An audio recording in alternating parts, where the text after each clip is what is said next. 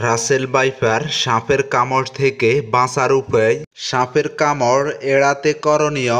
যেসব এলাকায় Russell viper দেখা গিয়েছে সেসব এলাকায় চলাচলে বাড়তি সতর্কতা অবলম্বন করুন। লম্বা ঘাস, ঝোপঝাড়, কৃষি এলাকায় হাঁটার সময় সতর্ক থাকুন। গর্তের মধ্যে হাত বা পা ঢুকাবেন না। সংশ্লিষ্ট এলাকায় কাজ করার সময় বুট বা লম্বা প্যান্ট পরুন। রাতে চলাচলের সময় অবশ্যই টর্চ লাইট ব্যবহার করুন। বাড়ির চারপাশ পরিষ্কার ও আবর্জনা মুক্ত রাখুন। পতিত গাছ, জ্বালানি লাকড়ি, খড় সরানোর সময় বিশেষ সাবধানতা অবলম্বন করুন। সাপ দেখলে তা ধরা বা মারার চেষ্টা করবেন না। প্রয়োজনে জাতীয় হেল্পলাইন 333 নাম্বারে কল করুন বা নিকটস্থ বন বিভাগের অফিসকে অবহিত করুন। রাসেল ভাইপার সাপের কামড় খেলে করণীয়।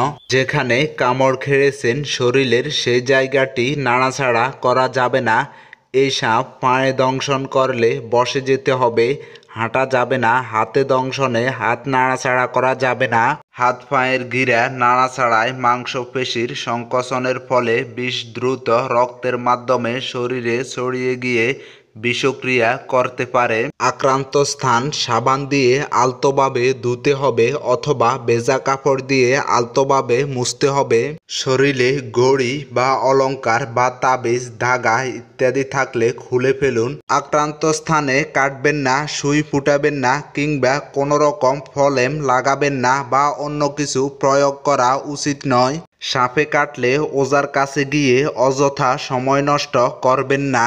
যত দ্রুত সম্ভব নিকটস্থ হাসপাতাল বা স্বাস্থ্যসেবা কেন্দ্রে যান। আতঙ্কিত হবেন না। রাসেল ভাইপারের বিষ প্রতিরোধক বা অ্যান্টিভেনম নিকটস্থ সরকারি হাসপাতালে বিনামূল্যে পাওয়া যায়। এ বিষয়ে স্বাস্থ্য ও পরিবার কল্যাণ মন্ত্রী ডাক্তার সামন্ত লাল সেন বলেছেন, দেশে পর্যাপ্ত পরিমাণ বিষ প্রতিরোধক বা অ্যান্টিভেনম আছে এবং সব জায়গায় হাসপাতালে এগুলোতে অ্যান্টিভেনম রাখার নির্দেশ দেওয়া হয়েছে। রাসেল ভাইপার প্রাদুর্ভাব কমাতে করণীয়। বেজি, গুইসাপ, বাগদাস, গন্ধকুকুল, বনবিড়াল, মেজবিড়াল, তেলানাগ, ঈগল, সারস, মদনটাক এবং কিছু প্রজাতির সাপ রাসেল ভাইপারকে খেয়ে তাদের সংখ্যা নিয়ন্ত্রণে রাখে। এসব বন্য প্রাণীকে মানুষ নির্বিচারে হত্যার কারণে প্রকৃতিতে রাসেল ভাইপার বেড়ে যাচ্ছে। তাই বন্যপ্রাণী দেখলে অকারণে হত্যা ও এদের আবাসস্থল ধ্বংস করা থেকে বিরত থাকুন।